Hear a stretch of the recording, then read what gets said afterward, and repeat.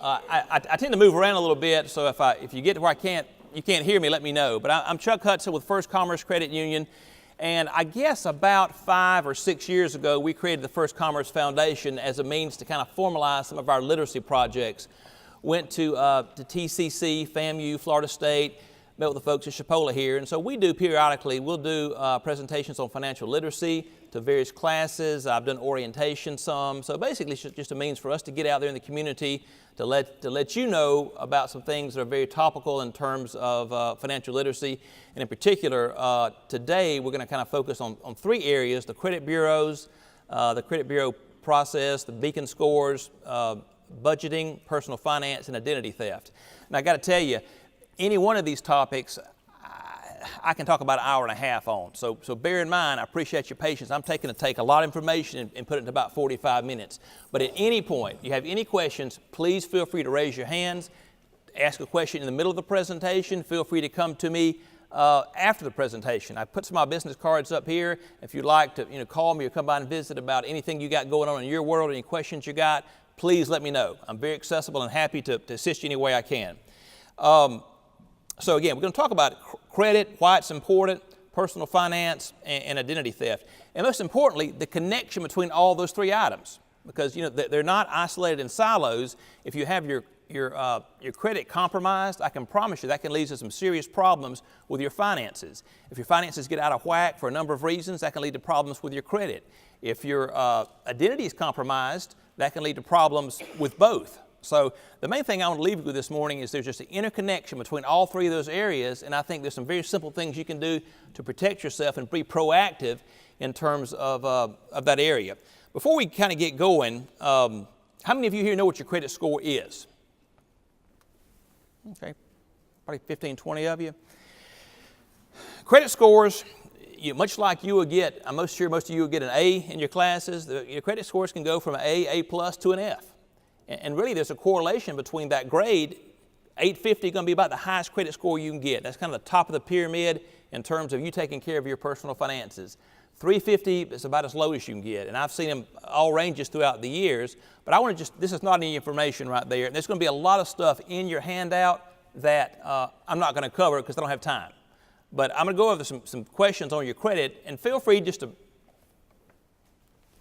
yell out the answer. Let's go through it. Checking my own credit score hurts my credit score. What do you think? That's false. Accessing your own credit report does not affect your score. Okay, my scores from all 3 bureaus must always be the same. True or false? That's false. So you got Experian, Equifax, and TransUnion. In the Southeast, most people use Equifax. That's kind of the standard go-to is Equifax. However, you get to the point you want to buy a home, build a home, they're going to pull all 3 credit scores. Each one of those credit scores is going to be different, okay? There's usually not a wide variation between them, but that's why it's so important, and we're going to talk about this a little bit later, as you know what your scores are and monitor them periodically so you're never surprised. There's never a, uh-oh moment when I thought my score was 850, but it's 650. And the correlation between the score is going to be directly correlated to the interest rate you can get on that new home loan. And over 10, 15, 20, 30 years, that can add up to thousands, and I do mean thousands of dollars. So that's why it's so important. So again, all scores, they're different, and they're proprietary, and they have a formula they use to compute the scores. Each one's a little bit different based on different factors. Payment history is the largest factor used to calculate my score. True or false? What do you think? It's true. Payment history makes up 35% of your score, more than any other factor. So the point behind that being it's 35% of your score. We'll talk about the other factors shortly, but if you've had, things happen in life, I get it. You got a payment that's past due. Is that the end of the world? It's really not. But where you start getting hammered, and I do mean hammered with your score, it's when you start having payments that hit that over 30 day. And that starts rolling, and I've seen a score go from 800, drop by a couple hundred points in a matter of 2 or 3 months. So if you're late, not the end of the world. Pay your late charge and move on. But at all costs, try to keep any payment under 30 days. That's where you really pay the price. For scoring purposes, information on my credit report that is 5 years old matters just as much as information that's a year old. What do you think? True or false? That's false. Because the most recent indicator would be how well have you paid your bills recently, okay? Now, again, you may have stumbled, had an issue 3 or 4 or 5 years ago, but the good news is when you get back on track and start making those payments as per the contract, that score is going to only start going up. So it does reflect more recently on current information. This is a good one here. My income is factored into my score. My income is factored into my credit score. What do you think? That's false. The credit bureau has no idea what you make. It has no idea. It only knows the amount of debts you have taken out, how you've paid those debts, how long they've been open, and how well they've been utilized. So take that one step further, but you can kind of, and where it gets to be very difficult from a banking standpoint is someone comes in and says, you know, I make, I don't know, $250,000 a year. Pretty good income around here. The credit bureau is perfect. Never missed a beat. They've got houses, beach houses, whatever they may have, paid perfectly. However, when you get the income tax statement, the tax return shows they made about $10,000 last year. So that can be real problematic. So what institutions go on is not what you tell them you make or what you actually make, but what you're reporting on the tax return. Very important. But it has no idea how much money you make. But you typically kind of infer that. You know, someone with a $500,000 mortgage typically is making enough money to support that mortgage. If the payments are made perfectly, the income is there. It's just a matter of documenting the income.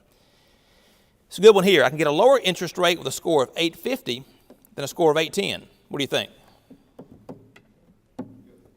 That's false. Generally, once you get above about 780, you're in rarefied air. You're the best of the best. So anything above 780, 800, whether you got an 800, 810, 820, you're the best of the best anyway. So you're not going to get a better rate. But I can tell you as you start getting below 760, 740, 720, 680, those credit scores start tearing out. And we'll talk about that in a little bit, but it can be a big deal. Okay, all applications for mortgage or auto loans within a 45-day period are considered as just one inquiry for scoring purposes. That is true. Consumers are not penalized for trying to find the best loan for a home or vehicle. That did not used to be the case. It used to be you go out and look for a car loan, they pull 15, 20 bureaus on you, that could hit your score pretty hard. But now it's just used as, it's not viewed as multiple inquiries. Carrying a balance close to the credit limit will harm my score. What do you think? It's true. So again, this is it's a model. So what the model's saying is, you know, I've got a line of credit or a credit card limit of $20,000, and it's staying at about 19.8, 19.9. Something's going on there. The income is not there for me to pay it down to the proper level, so that will have an impact for you for sure. If I've never had any credit, I do not have a traditional credit score. What do you think? It's true.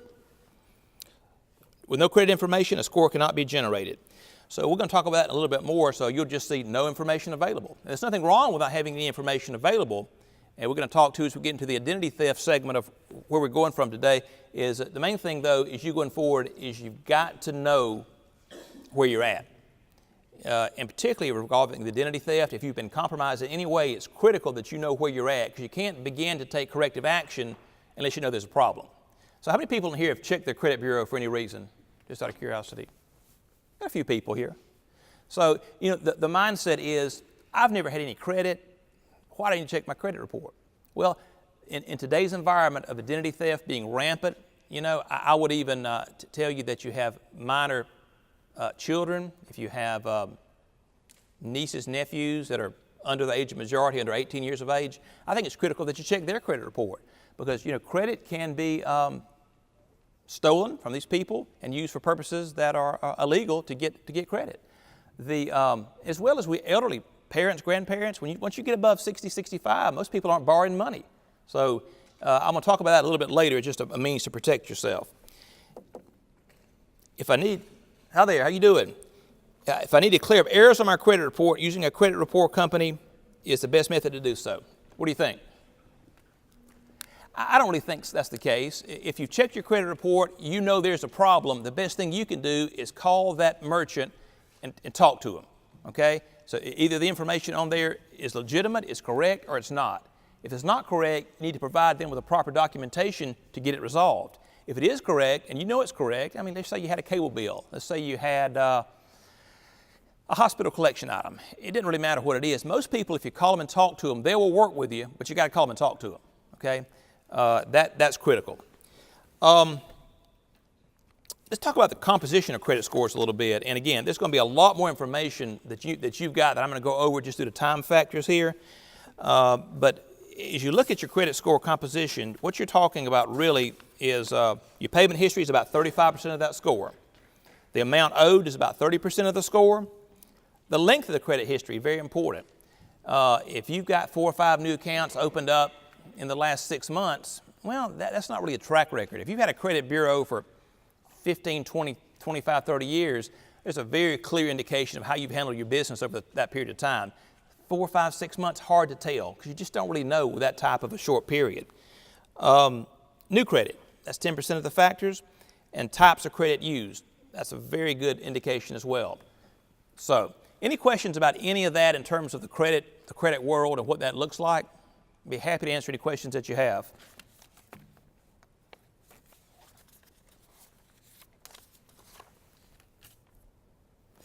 And one thing I point out to you as well, you know, if you don't have traditional loans, you still can have a negative impact on your credit score. For example, you've got a cell phone bill, dispute on the cell phone bill, they turn that over to the credit bureau as a collection item. That's going to be on there, okay? That's going to negatively impact your credit. You have a collection from a medical office, so stuff like that are not traditional loans, otherwise you're not going in to borrow money per se, you just, for whatever reason, there's a disagreement, and I'm not saying you're right or you're wrong, there's a disagreement in terms of what you're owed, and they report it to the credit bureau. So that's why it's so important to try to get those things in the beginning and deal with them, if you can, any way possible. I talked about this a little bit, but the best rates are going to qualify, the best scores are going to qualify for the best rate. So it's very important, though, that you do whatever you can to get those scores up and keep them up. I talked a little bit about the interrelation and connection between the credit reports and identity theft. How many people here have been or know someone who has been the victim of identity theft? Quite a few people. I mean, I see it every single day. I mean, it's out there. We see debit card fraud daily. And I want to talk to you a little bit about kind of what's going on out there and how it happens. Of course, we're here about an hour, give or take. In the hour we're here, about 1,200 people will be the victim of identity theft in the United States. So it's huge. It's essentially a means of someone that's not authorized that is stealing your personal data, your financial data, to otherwise benefit from it. And I'm going to talk about a bunch of different scenarios here. I'll probably take more time on this than I do anything else, but different scenarios by which they can essentially steal your identity for illegal purposes. I had a situation, and my point in telling you this is things are constantly changing. Everyone probably has now, if you have a debit card, you have the new chip on here. Everybody have the new chip? Okay. That's a means by which you can, it essentially creates an encoded transmission between the merchant, the credit card company. It's a one-time transmission, then it shuts down. Okay. It's supposed to be a lot more foolproof in terms of the identity theft. A few years ago, they had it was like a little satellite signal on it. So you could take your card, go up to McDonald's or wherever, and just swap your card past the credit card reader. The credit card reader would emit a signal. The card would pick it up. It would take the data off the card, and so it's designed for convenience. So my wife and I were in Washington a few years ago flying abroad, and I told her, I said, don't take your debit card out of your purse. Just leave it in there. So we get back home, and lady I work with at the bank, she left me about 15 messages. Hey, call me, your account's messed up. So someone had just taken a credit card reader and walks past, just goes to the airport, and it's just picking up random signals.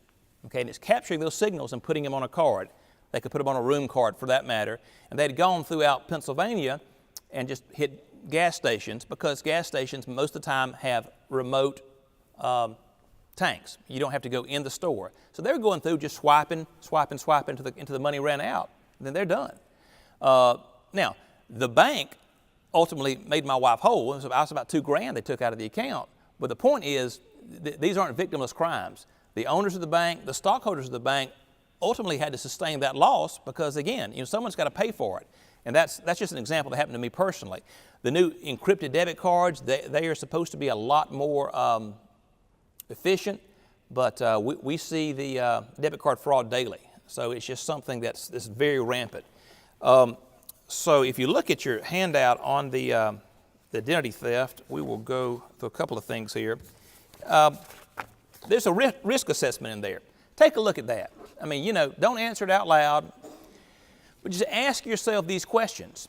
And if you can see the scoring mechanism at the bottom. If you're not where you should be at, just give that some thought, food for thought that you may use as a means to protect yourself going forward. Let's just run through this real quick on the identity theft.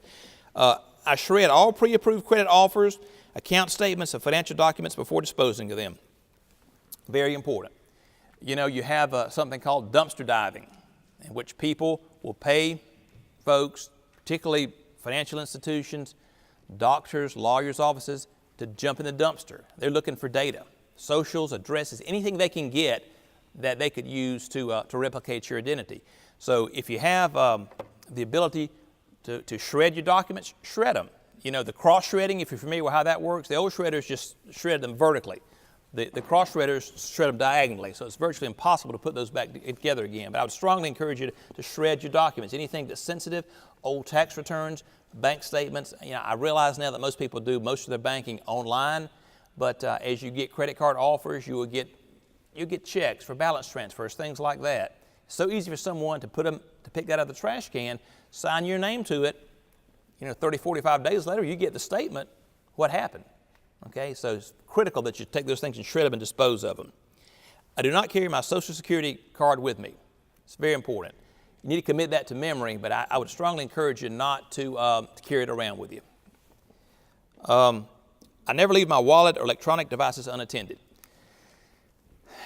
Obviously, everyone understands that your wallet may or may not carry your credit card, your checkbook. That's everybody gets that. But your electronic devices, put proper codes on them to secure them, just to make sure that someone can't pick it up. So if you've got Apple Smart Pay, if you got things like that, without a code on it, potentially someone could take that and use it for payment purchases. So secure your devices. When you go on vacation, I place a hold on my mail or have someone I trust pick it up daily. So if you or your parents are out of town for a few weeks, have someone get the mail. Have it diverted to a post office box. There's just a lot of, you don't realize how much stuff is coming to you, particularly as you get accounts. And even though may not be transfer checks, it could be statements, it could be bank statements, it could be any number of things that could be compromising for you. This is a big one right here. I review each of my credit reports annually. So I would encourage each of you, if you've not done this, go look, and there's information in the back of the package that I've given you. You can go and look at each of your credit reports, okay? There's no cost to it. Now, what it's not going to give you is a beacon score. It's a credit score because that is proprietary. That's something you pay for. But by law, you can check each of your credit reports and look at it. If you see something's on there that doesn't look right, what you want to do is you want to make an inquiry and find out what's going on there. I talked to some of the ladies earlier, and you have the ability to put a lock on your credit report. A lot of folks don't know that, but you can call Equifax, Experian, TransUnion, and say, hey, listen, I'm a student in school. I'm not going to be borrowing money for the next 4 or 5 years. Okay, I don't need it. No one needs to pull my credit report. I need to put a lock on it. So what they'll do, they'll assign you a 3-digit code that you lock your credit bureau down. Okay? If you need to buy a new car in 5 years or whatever, you can give them the code. They'll pull the bureau. Then you lock it back down. So you call the credit bureau, the agency, Equifax, Experian, TransUnion. You say, hey, look, I'm trying to buy a car. I need to unlock my credit report. They unlock it. The car dealer pulls the bank. The credit union pulls the deal. Next day, you lock it again. I would strongly encourage you to do that. If you're going to be borrowing money every other month, it can be kind of a hassle. I get it, but particularly if you've got siblings, children, nieces, nephews, elderly parents that don't use that credit report, there's no reason that thing shouldn't be locked down. It's no cost, it's no hassle, and that's something I'd really strongly encourage you to look at. But in the event that you don't want to do that for whatever reason, that's fine. Look at the credit report. You've got to look at it. And I'm not trying to sell you anything. We've got a credit monitoring Cyber Scout. There's LifeLock. There's all kind of things out there. But to me, I tell people this every day, the value of these credit monitoring services, there's a